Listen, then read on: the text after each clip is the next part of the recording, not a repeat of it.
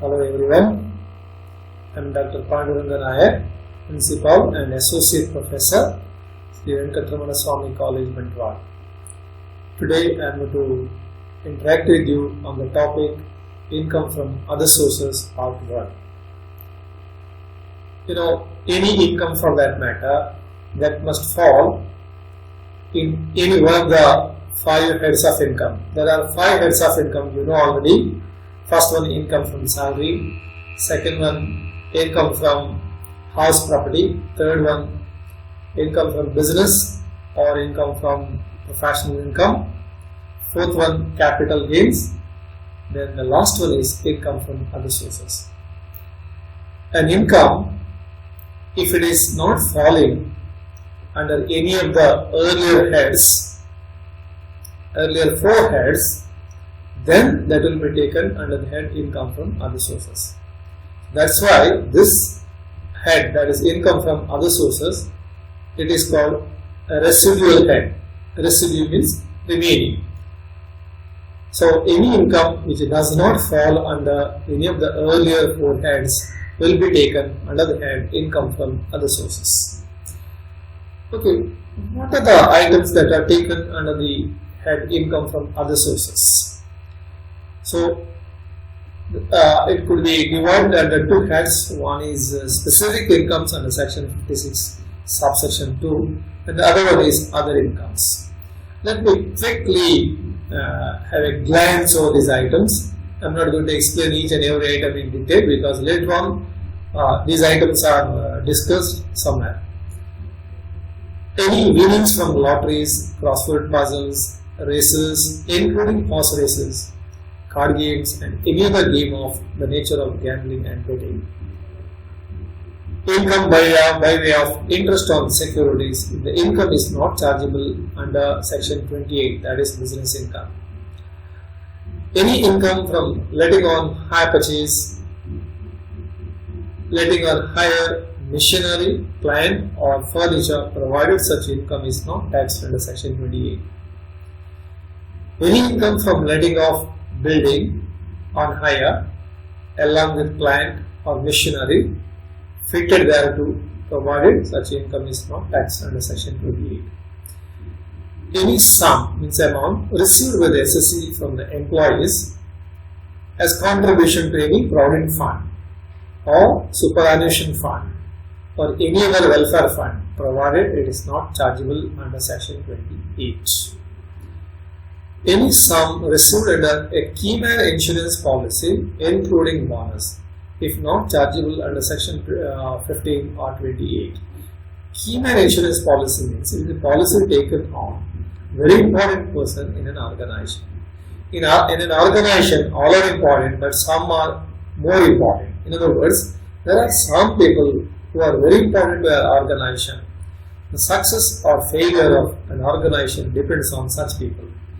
If any insurance policy is taken on the life of such people or persons, and on maturity, if amount is received by the persons we call keyman, so that is taxable under the head income from other sources. Here not only the sum issued but also the bonus which is going to be received will be taxed under the head income from other sources. Then any gift received without any consideration by any individual or HUF, Hindu undivided family, from any person or persons exceeding 50,000 in aggregate. This point we are going to study in detail later on. Advance money forfeited on any agreement to sell a capital asset, taxable in the year of sale of the said asset. Then under other incomes there are so many items, you can just refer to that a little later. I am not going to explain that, you can just go through that later on. Okay, now we will take up taxation of receipts without consideration. That is nothing but gifts received. If an individual or HUF receives on or after 1/10/2009 any sum of money or property without consideration, it is chargeable in the hands of recipients provided the value exceeds 50,000 in aggregate. In other words, gift received either in the form of money or in the form of property without any consideration, and if the amount exceeds 50,000, then it is taxable under the head income from other sources.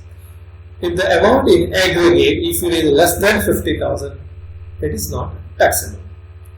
Now here you may receive the gift either in money or in the property form. So property here means what? Property means immovable property, being land or building or both.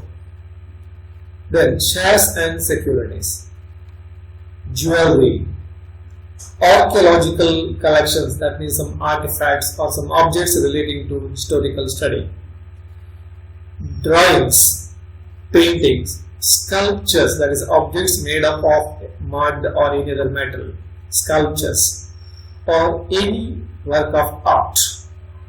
So, any gift received either in money form or in the form of property without consideration, and if the amount exceeds 50,000, the entire amount will be taken under the head income from other sources. If the amount is less than 50,000, then it is exempt. Then, in case the property is received for a consideration less than 50,000, so it is received for a consideration less than 50,000, but the aggregate fair market value exceeds 50,000, then the difference between the fair market value and the consideration is chargeable to tax. Supposing the consideration is 40,000, but the fair market value is 50,000, the difference is taxable under the head income from other sources. In case the immovable property, in the case of immovable property, if the stamp duty value, especially at the time of registration, exceeds 50,000, it is taxable. If the gift is in the form of property other than those specified above, for example, car, is not taxed. So you have learnt what are the assets or items included under the head gift and what is the limit beyond which it is taxable. Now you have to understand, gifts do not include the following. Now what are those things? Money received from a relative out of natural love and affection. So if any gift is received from spouse or say uncle or some other relatives, that is not taxable, that is exempt. Money received on the occasion of marriage, so that is also not taxable, but money received on the occasion of marriage anniversary, that is taxable. Money received or credited under a will or by way of inheritance. So if a person before his death writes a will, and accordingly if you receive the gift, whatever may be the amount, that is exempt from tax. That limit of 50,000 does not applicable here. Money received by or credited to an employee or dependents of a deceased employee from an employer by way of bonus, gratuity, pension or insurance or any other sum solely in recognition of the service rendered by the employee. Yes. Next, money received in contemplation of death of an individual. Money received in anticipation of death of an individual or karta or member of HUF, Hindu Undivided Family. Money received from a local authority like municipality, municipal corporation, local board, port trust authorities, etc. Money received from any fund, foundation, university or other educational institution, hospital or any trust referred to under section 10 subsection 23C. Okay, then money received from a charitable institute registered under Section 12AA. Charitable institute means any institute created not with the intention to make profit, but its intention is charity, that is to help somebody or for a particular social cause. Now you have loan here, that is money received from a relative out of natural love and affection is not taxable. But what do you mean by relative? What is the definition of the term relative? So it is like this.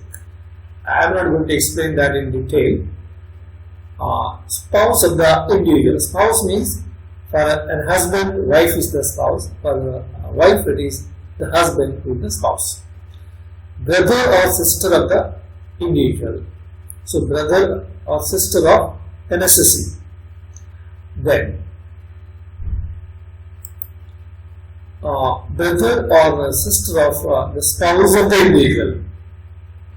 Brother or sister of the spouse of the individual. I told you spouse means wife or husband. So wife's brother or sister. Or for the wife, it is for wife, spouse is husband and his brother or sister.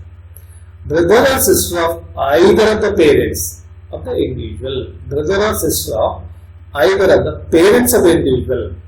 Parents means father or mother. Their brother or sister. Okay? Maybe father's brother or sister or mother's brother or sister. Any lineal ascendant or descendant of the individual. I'll explain a little later about this. Any lineal ascendant or descendant of the spouse of the individual. The spouse of any of the persons referred to in 2 to 6 above. Now, what do you mean by that? The linear ascendant or descendant of the individual or spouse of the individual. The term lineal ascendant or descendant would cover an ascendant or descendant with 3 degrees from the individual. That means what? With the help of example, you can understand better. Parents, grandparents, and great-grandparents. So for the SSC, parents, great-grandparents, and great-grandparents. So thus, that covers ascendant or descendants with 3 degrees of that individual or an SSC. Then children, grandchildren, and great-grandchildren. So they are nothing but descendants. So thus I think you have understood who are relatives. So any gift received from the relative, that is exempt from gift tax. Now we will take up an important topic, that is income from interest on security. This is an important component of income from other sources. Following amounts due to an SSC in the previous year are chargeable to tax. That is interest on any securities of the central government or state governments. Then interest on debentures or other securities issued by local authority. Local authority means already I told you, maybe municipality, municipal corporation, or say port trust authority or something like that. Okay, any local body, so it issues any security, interest on such security, maybe debentures or other securities. So that falls under income from interest on securities. Interest on debentures issued by an Indian company. Interest on any securities issued by statutory corporation. Statutory corporation means any corporation created by the parliament by passing a special act in the parliament. So any entity created by passing a special act in the parliament, that is called statutory corporation. Like Life Insurance Corporation of India, State Trading Corporation of India. So these are examples for statutory corporations. So interest on any securities issued by a statutory corporation. So that's also an example for interest on securities. which falls under the head income from other sources. So here you have to understand one thing. Interest on securities becomes due on the dates mentioned on the securities, and it is usually payable yearly on 30th June and 31st December or 1st July and 1st January. It is chargeable to tax on due basis. This is very, very important. What do you understand by this? Say, Mr. X is the security holder. If the security is with him on 30th June, then that will be taxable in his hand. But if he transfers that just before, for example, on June 15th, then interest on such security is not taxable in his hand, but it will be taxable. It is received by the transferee, and that will be taxed in his hand. Similar, one more example let me give you. A person is holding the security till say December 1st. On December 1st, he transfers the securities to somebody. In that case, he will receive only interest due on 30th June. Whereas on 31st December, the security will not be there with him, and therefore he is not going to receive the interest. Therefore, that is not taxable in his hand. That will be taxable in the hands of transfer. Let me give another example. Say, if you purchase security, let us say on 1st of December, then you are not entitled to get this 30th June interest, whereas you are entitled to get 31st December interest. Supposing you purchase the security on, let us say, 5th of January. In that case, you are not entitled to receive either interest which falls due on 30th June or on 31st December. So this is the way you have to treat the interest on these securities. So it is chargeable to tax on due basis. I will explain this further when I solve the problems subsequently. Okay, now let us understand what are the kinds of securities. That's an important topic. You must understand this, otherwise you will not be able to solve the problems in this chapter. Okay, first one is lesser tax securities. Here what it means is, say, issuing authority, they issue the securities and the SSE holds the security. So when the interest is due, then the issuing authority will deduct the tax on that, normally 10%, then the remaining amount will be given to the SSE or the security holder. So that is why it is called lesser tax securities. Suppose a company issues, say 10% debentures. Okay, if nothing is mentioned, that is taken as lesser tax security. So a person is holding 10% lesser tax security of ₹1 lakh. So on 1 lakh, interest for the year is, let us say, at the rate of 10%, that is 10,000. Then entire 10,000 will not be given to the security holder. From that, tax will be deducted at the rate of 10%. So 10,000 minus 10% of 10,000, that is 1,000. So that will be deducted, and only the remaining 9,000 will be given to the security holder. But when computing the income, you have to take 10,000 only. But what the security holder receives is just 9,000. So such securities are called lesser tax securities. Let us go into the details. Less tax securities, commercial or non-commercial, are those in respect of which the interest accrued is paid to the security holder after deduction of income tax at the prescribed rates at source by the issuing authority. As I have mentioned you, normally it is 10%. So from the interest earned, 10% tax will be deducted, and the remaining amount will be given to the security holder. But while computing the income of that assessee, so that should be grossed up and the income accrued has to be taken. The amount of tax so deducted is deposited with government treasury in the name of security holder. So the company, let us say, it issues the security, less tax securities.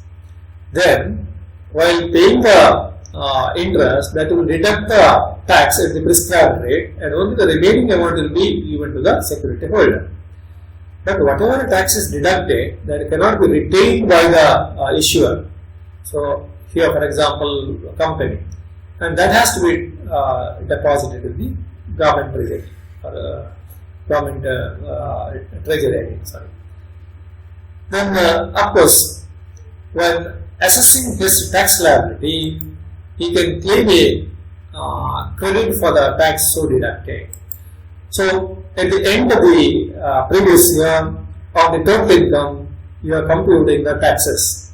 From the total taxes, you can deduct this tax, that is tax deducted at source by the issuing authority of the security.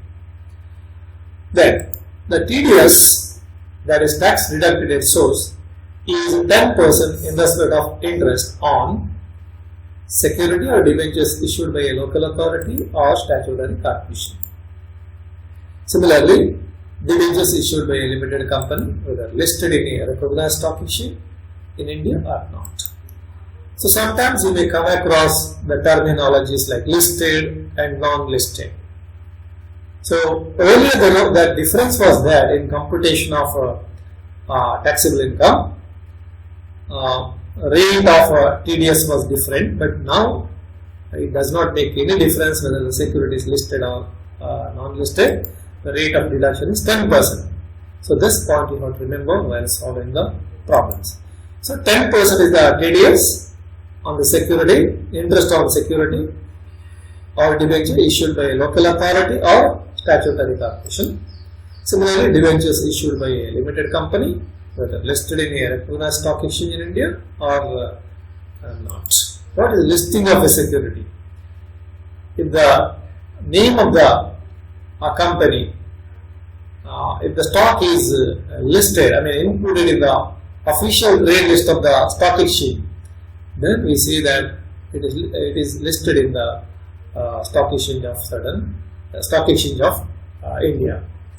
Therefore, listing means any security, if it is included in the trade list of any stock exchange, then we say that it is listed in a stock exchange in India. Okay, here it is very clear.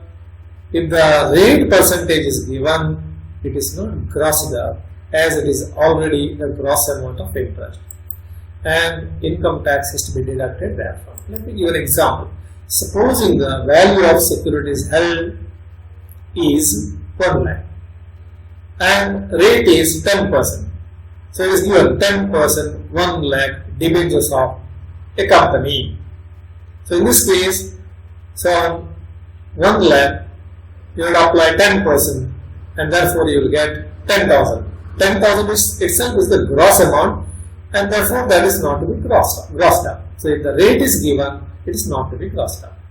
On the other hand, if it is given, the assessee received 9,000 rupees on 10% less tax securities of rupees 1 lakh. So he has received 9,000. When he received 9,000, he will get the net amount because company is going to deduct the tax and then only the remaining amount will be given to him. Therefore, whatever he has received, it is after TDS. That means it is a net amount. So it should be definitely grossed up. So it is given here. If in the case of these securities, the net amount of interest is received is given, it has to be grossed up. If the rate is given, calculate the amount but don't gross it up.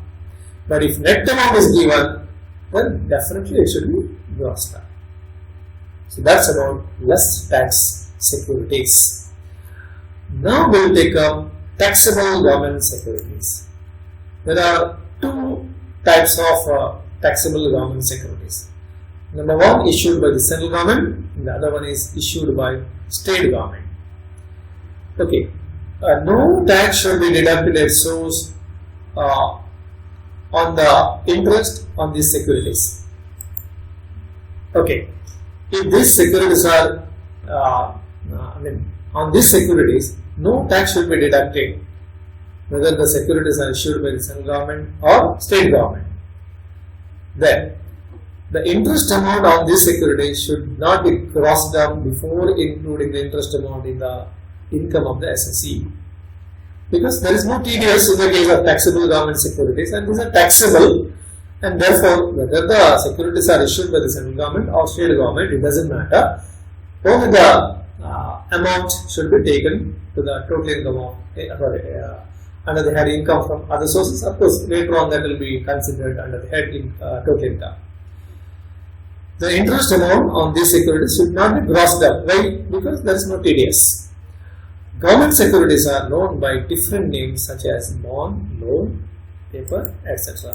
So thus, taxable government securities means they are taxable. So income from these securities is taxable, but there is no TDS in these cases, and therefore the question of grossing up does not arise. Okay? Yes. But these government securities are known by different names like bond, loan, paper, etc. Third type is tax-free government securities. So the previous case is taxable government securities, but here tax-free government securities. What it means is the securities issued, especially by the central government, that is fully interest on tax-free securities issued by the central government is fully exempt from tax under Section 10, subsection 58. Here again, the securities, tax-free government securities might be issued by the central government or by the state government. So the securities issued by the central government, if they are tax-free, interest on such securities will be totally exempt from tax under Section 10, subsection 50. But in the case of state government, actually state governments are not entitled to issue tax-free government securities. Therefore, if the securities are issued by the state governments, that is taxable and that should be calculated and it should be grossed up and included in the total income.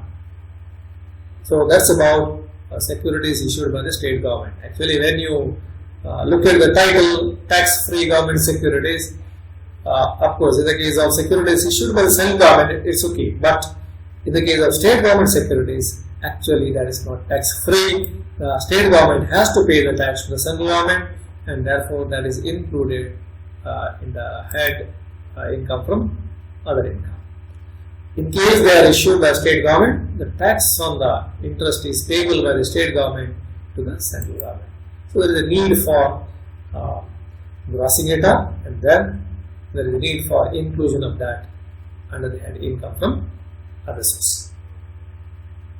The fourth category, it is tax-free commercial securities. The previous one is tax-free government securities, but this is tax-free commercial securities. Okay, actually these are issued by local authority or statutory corporation or a company in the form of debenture or bonds.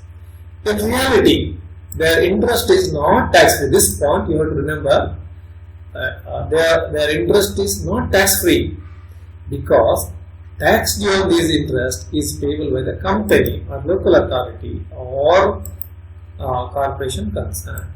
Then why they are called tax-free? These are called tax-free because the SSE has not to pay tax on it from his pocket. Then who will pay the tax on that? The tax paid by the company on this interest is deemed to have been paid on behalf of the SSE. Hence, the amount of tax paid on any interest due to an SSE is added up in his income. That means the interest due to an SSE is grossed up, then it is, and then this grossed up amount is included in his income. Okay, let me once again explain this. So these securities are issued by local authority or statutory corporation or a company, and that takes issue either in the form of debenture or in the form of bonds. So in reality, these securities are not tax free, because either the local authority or statutory corporation or the company, they are not entitled to issue tax free commercial securities. But then who will pay the tax then? The tax will be paid by the issuing authority. Who will pay the tax? Say local authority or statutory corporation or a company on behalf of the holder of security. These are called tax free because the SSC has not to pay a tax on it from his pocket, because the issuer may be local authority or statutory corporation or a company. They are going to pay the tax on behalf of the SSC to the government. So, from the point of view of the holder of the security or the SSC, they are tax free. But in reality, they are not tax free securities. Tax will be paid by the issuing authority to the government on behalf of the SSC. Yes. So, while including the interest income under the head income from other sources, what you have to do is, see, any amount paid to the SSC, that should be taken. To that, tax paid by the issuer, that is local authority or statutory corporation or a company, to the government, that should be added up. And then that amount should be included under the head income from other sources. So what I mean to say is, the interest due to an SSC is grossed up, and then this grossed up amount is included in his income. The amount of tax paid by the company on his interest is deducted from the total tax payable by the SSC. See, on behalf of the SSC, the issuing authority will pay the tax. So that is as good as a tax paid in advance. Therefore, at the end of the year, when the tax is calculated on the total income, considering all the heads of income, you will get the value that is total tax payable. From that, whatever tax the company has already paid on your behalf, that is deductible, and the remaining amount is payable by the SSC. So that is the meaning of this. The amount of tax paid by the company on its interest is deducted from the total tax payable by the SSC. Okay, let me explain this concept, that is tax-free commercial security, with the help of an example, especially regarding the treatment of the interest. If a company has issued 10% tax-free debentures, the debenture holder will receive the entire amount of interest calculated at 10%. So if it is 1 lakh tax-free commercial security and the rate is 10%, entire 10,000 is going to receive. But the amount to be included in the income of the debenture holder will be the amount actually received by him as interest, that is 10,000 in our example, plus the income tax paid thereon, paid by the company. So, whatever amount he has received, plus tax paid by the issuer authority, maybe company or statutory corporation or local authority. So that should be added, and together it should be included and head income. So thus you have learned 4 types of securities. One is less tax securities. So here before paying the interest to the security holder, tax will be deducted at certain rate. So that is why these are called less tax securities. So the security holder will get only the net amount after the TDS. Then the second one is taxable government securities. These are no doubt issued by the government, maybe central government or state government, but they are taxable. Only thing is there is no TDS. So whether the rate is given or the amount is given, it is not to be grossed there. Then tax-free government securities. Here again there are 2 types. One is issued by the central government and issued by the state government. If the securities are issued by the central government, interest on these securities is fully exempt from tax under Section 10 subsection 15. So it is not to be included under the taxable income. Then if they are issued by the state government, definitely it is taxable, though the title is tax-free government securities, because state governments are not entitled to issue tax-free government securities unless that is approved by the central government. Then tax-free commercial securities. Though the title is tax-free commercial securities, in reality they are not tax-free because they are issued by the local authority or statutory corporation or a company. And here, whatever the rate of interest on the securities, entire amount will be given to the security holder, and the security holder will not pay any tax on that, and there will not be any TDS. The entire amount will be given as it is to the security holder, but the tax on that will be paid by the issuer authority or issuing authority like local authority, statutory corporation or a company to the government. Now in this case, the amount to be included under the head income is whatever amount is received by the SSE plus tax paid by the issuing authority to the government together will be taken as income to be taxed under the head income from other sources. I think by now you have understood this very clearly. Now next concept is grossing up of interest. So you have come across the terminology grossing up. It should be grossed up. I have made a mention of this many times. So what is grossing up of interest? So taxable interest refers to the net interest received by the security holder plus the amount of income tax deducted at source or paid by the security paid by the security issuing authority, paid by the security issuing authority on behalf of the security holder. So here what I meant to say is, let us say less tax securities. In the case of less tax securities, let us say the value of the securities held is 1 lakh and TDS is 10%. Now what is received by the SSC is just 90,000. So that 90,000 cannot be taken as income of the SSC for tax purpose. Rather 9,000 from 1 lakh at the rate of 10%. So the interest received by the SSC is 9,000. So 9,000 cannot be taken as income of the SSC.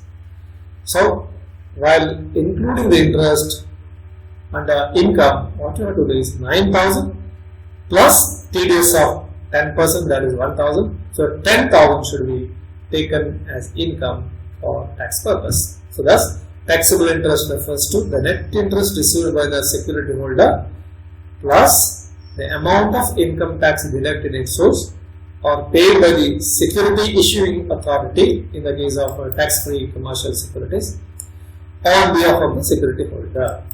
So where the net amount is given, the amount has to be grossed up. That is, it must be converted into gross amount. The procedure or the process of converting net interest into gross interest is known as grossing up of interest. So what is grossing up of interest? The procedure or process of converting net interest into gross interest is known as grossing up of interest. Grossing up of interest received in the case of non-corporate SSC is done in the following manner. In the case of less tax securities issued by local authority and statutory corporation, it is 100 by 90. This is because 10% is the TDS. So after TDS, what remains is 90. So the amount given is 90. So what is 100? So to calculate that, you have to follow this procedure, 100 by 90. Supposing the amount received on less tax securities is 9,000, then 9,000 into 100 by 90, that will come to 10,000. 10,000 should be included as income under the head income from other sources. Less tax or tax-free commercial securities, it is 100 divided by 90. Interest amount should be multiplied by 100 and divided by 90. Yes, now let us study the rules of grossing of interest. First we will take tax-free central government securities. Interest on tax-free central government securities is fully exempt from tax under section 10 subsection 15. Therefore, it is not included in total income. So that is exempt. Then, interest on tax-free state government securities. Already you came to know that state government is not entitled to issue tax-free securities. Therefore, even though the name is tax-free, the tax on that should be paid by the state government, or if it is issued by the local authority, or issued by the statutory corporation, to the government, central government. So it should be always grossed up unless it is very clearly going to the problem that such interest is fully exempt under section 10 subsection 15. So normally it should be grossed up by 100 by 90 unless it is clearly given in the problem that such interest is fully exempt under section 10 subsection 15. The interest on less tax securities issued by a local authority or statutory corporation should be grossed up by 100 divided by 90 if net interest is given. If rate of interest is given, it should not be grossed up. Now let me elaborate on this. Supposing the face value of the securities held is say 10 lakh and it is given and the rate of interest is 10%. It is given say 9,000 is received as interest on such security. Actually 9,000 is given. If amount is given, it should be crossed up because the security holder will get 9,000 only after a TDS of 10% by the issuing authority. Now what is the income accrued then? 9,000 which is the amount received, but what is the amount earned or accrued to him? So 9,000 into 100 by 90, then you will get 10,000. So on 10 lakh at the rate of 10%, that will come to 1 lakh. So 90,000 into 100 by 90, so that is 1 lakh. So 1 lakh is the amount to be included under the head income. But if the rate of interest is given, for example 10 lakh into 10%, automatically you will get the interest earned. That is before TDS. Therefore, it should not be grossed up. Interest on tax-free commercial security should always be grossed up by 100 by 90, whether it's a rate percentage is given or the amount is given. So, in the case of tax-free commercial securities, whether the rate is given or the amount is given, in both the cases, that should be grossed up. I will explain that further when I take up problems. Interest on lesser tax commercial securities should be grossed up if net interest received is given, that is 100 by 90. If the rate of interest is given, interest on less tax commercial securities should not be grossed up. This is similar to this point C. This point C. It is similar to point C. Here it is issued by local authority or statutory corporation. But here it is issued by a company. That's all. I think by now you have understood how to gross it up. So in the case of tax-free central government securities, it is not to be grossed up because that is exempt from tax. In the case of state government securities, that should be necessarily grossed up unless it is clearly given in the problem that such interest is fully exempt. The treatment is similar even if it is issued by a local authority or statutory corporation. That should be grossed up unless it is exempt under section 10 subsection 15. Then interest on less tax securities issued by local authority and statutory corporation, that should be grossed up. The amount is given or interest received is given. If the rate of interest is given, it should not be grossed up. If interest on tax-free commercial securities, in the case of interest on tax-free commercial securities, the interest amount should be grossed up whether the rate is given or the amount is given. In the case of interest on less tax commercial securities, that should be grossed up if the net interest is given, but if the rate of interest is given, it is not to be grossed up. Now, in the following cases, TDS is not applicable, so you are not required to deduct TDS. TDS will not be applied before paying the amount to the security holder. That is on national development bonds, national savings certificates first issue, 7-year national savings certificates fourth issue, debentures issued by cooperative society or any institution notified by the central government, such securities issued by central or state governments to such class of persons and subjects to such conditions as may be notified by the central government in the official gazette. So, if the central government specifies that interest on certain securities are not taxable subject to certain conditions, then that is not, in that case, TDS is not applicable. I repeat, such securities issued by central government or state governments to such class of persons and subject to such conditions as may be notified by the central government in official gazette.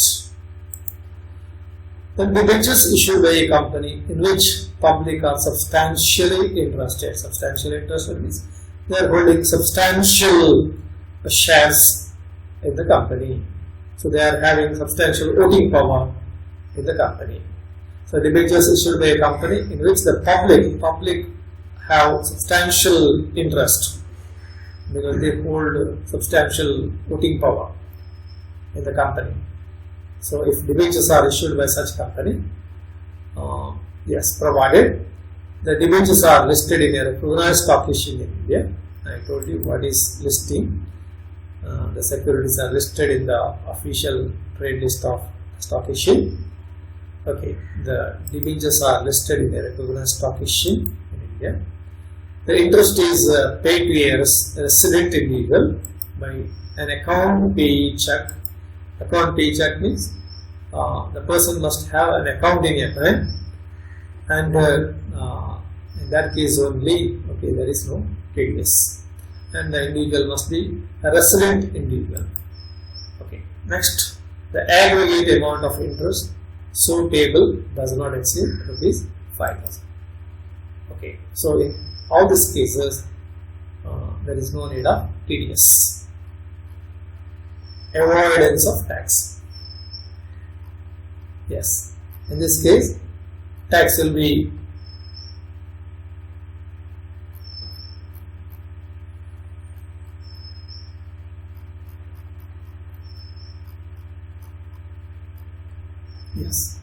in this case, some people try to avoid the taxes.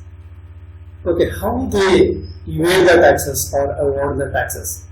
So they resort to certain malpractices so that they avoid paying the taxes. Now let us see what are the procedure. First one is bond washing transactions.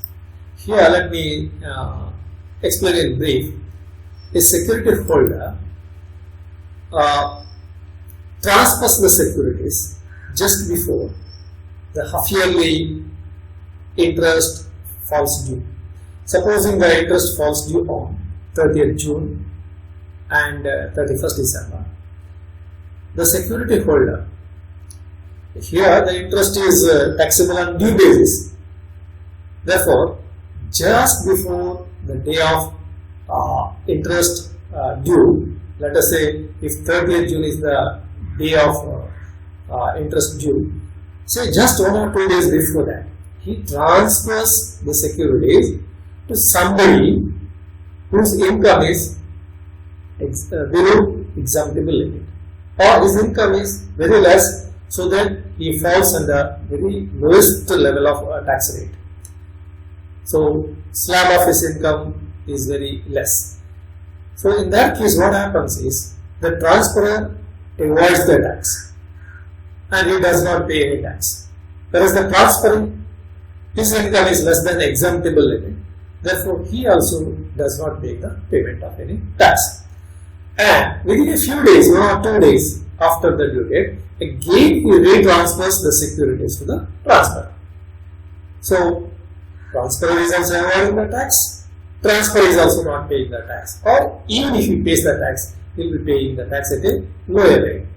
So this process is called bond washing transaction. Let us go to that specifically. Interest on securities is generally payable half yearly, and the interest accrues to the security holder on due basis. I told you, for example, it could be June 30th, normally June 30th and December 31st, or 1st of July and 1st of January. On these days, if you hold the security, that will be taxable in your hand. If you transfer that to somebody else, then it is not taxable in your hand on the due date. Some unscrupulous persons sell their security just a day or two before the interest is due to a buyer whose income is very low. Such a buyer holds the securities on the due date when the interest is due and sells back to the original holder after a day or so. Thus, the seller avoids the tax completely and the buyer may not have to pay the tax as his income does not exceed the exemptable limit. Such transactions are known as bond washing transactions. To prevent such avoidance of tax, Section 94, subsection 1 of the Act empowers the income tax officer to treat such interest as income of the transferor. It is for the transferor to prove that the transaction is not bond washing one. Yes. Next one is sales cum interest under Section 94, subsection 2. Here, securities can be sold or transferred in 2 ways. One is cum interest, the other one is ex interest. Cum interest means along with the interest, we will sell the security. So, when the interest falls due, that will be taxable in the hands of the transferee. So, the transferor is avoiding tax. Of course, in the case of ex interest, he is going to pay the tax. So, in the case of cum interest, when he sells the securities, he is avoiding the tax. Let us analyze. An SSC having beneficial interest in securities may sell them at a price inclusive of interest. So, along with the interest, he will sell the security. In such cases, Section 94(2) provides that the income from such securities for such year would be deemed as income of the transferor. Even though he has transferred the security along with the interest is deemed to have earned by the transferor only, and that is included in his total income. The provision of Section 94, here it includes both 94 subsection 1 and subsection 2, is not applicable if the security holder proves to the satisfaction of the assessing officer that there has been no avoidance of income tax, or the avoidance was exceptional and not systematic, and there was no such avoidance during the 3 years preceding the previous year. This was held in one of the cases. Hence, a single transaction of avoidance of tax, even if planned, will not hit by Section 94 subsection 1. So that's about avoidance of tax. There are 2 ways that are being followed by the unscrupulous persons. One is bond washing transaction, the other one is sales cum interest. Now, what is this topic? That is winning from lotteries. Already I made a mention winning from lotteries, crossword puzzles, races, including horse races, card games, and other games of any sort, or from gambling or betting of any form or nature whatsoever is taxable as income from other sources under section 56.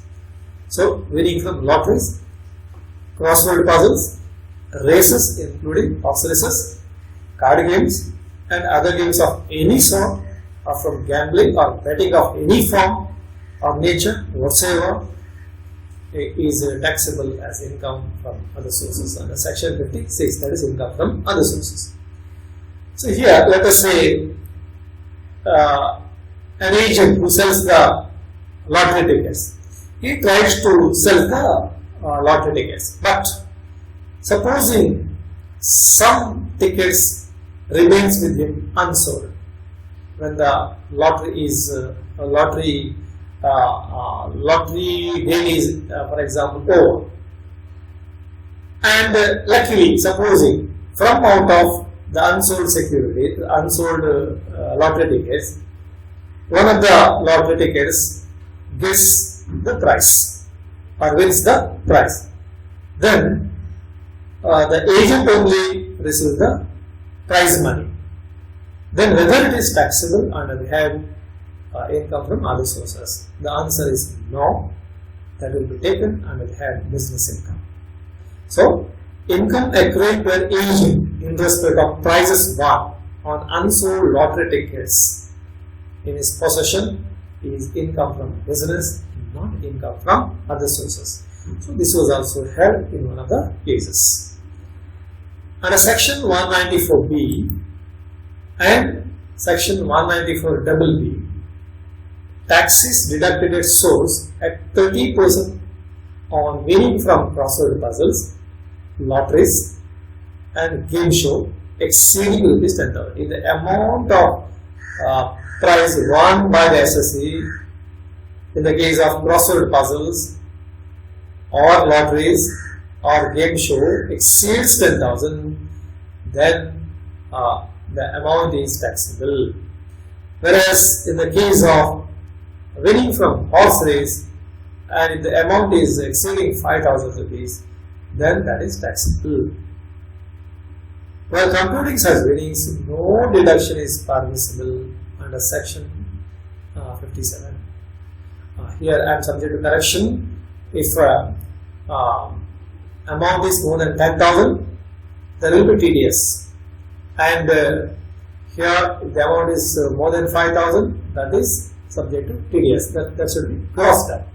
At what rate? At the rate of 30%. Let me give an example.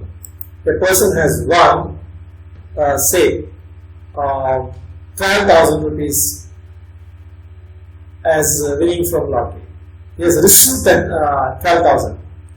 So 12,000 is the prize amount received by the SSE. So in that case, the government, before paying the amount to the winner of the lottery, the government will deduct tax at the rate of 30%. So what the person got, 12,000, it is equal to 70%. So if you include the income under the taxable income head, then you have to take not 12,000, so you have to take gross amount 12,000 into 100 by 70. So that is how you have to cross it out. So while computing such winnings, no deduction is permissible under section 57. Let us take some examples here. Cost of lottery tickets or collection charges on lottery price is not deductible.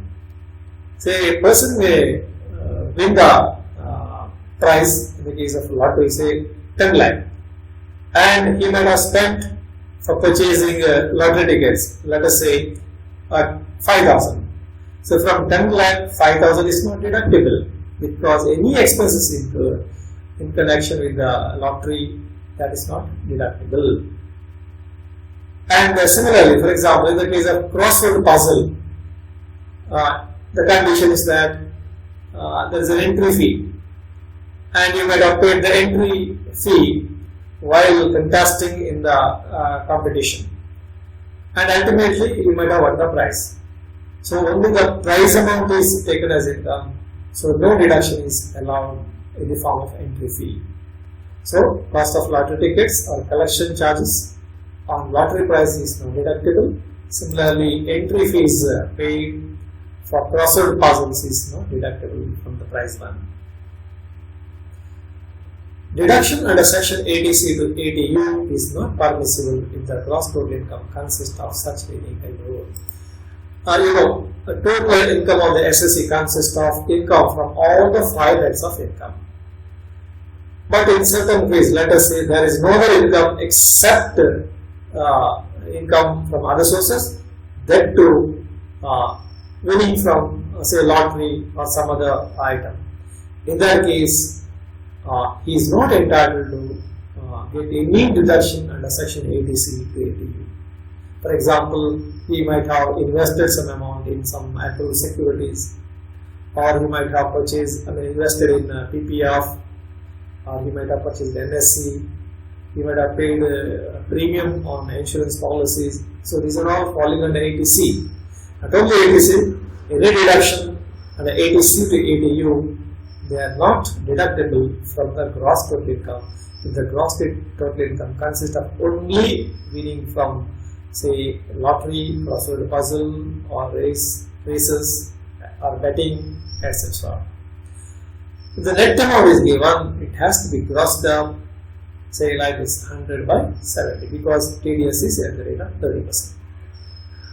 TDS on interest on bank deposits is 10%, and if PAN, that is permanent account number, is not submitted, then the rate is 20%, and the amount should exceed 10,000. The amount exceeds 10,000 in the form of interest on bank deposits, then there is TDS of 10% if PAN card is submitted. If PAN card is not submitted, it is 20%. And in case of other deposits, if the interest is 5,000 or more, yes, TDS is 10%. If PAN is presented, it is 20%. However, the SS submits the form 15G or 15H along with PAN, there will be no TDS. In the case of senior citizen, there will be no TDS if the interest does not exceed rupees 50,000. So sometimes, the SSE is not liable to pay any tax because his income is very low. It is below the exemptable limit.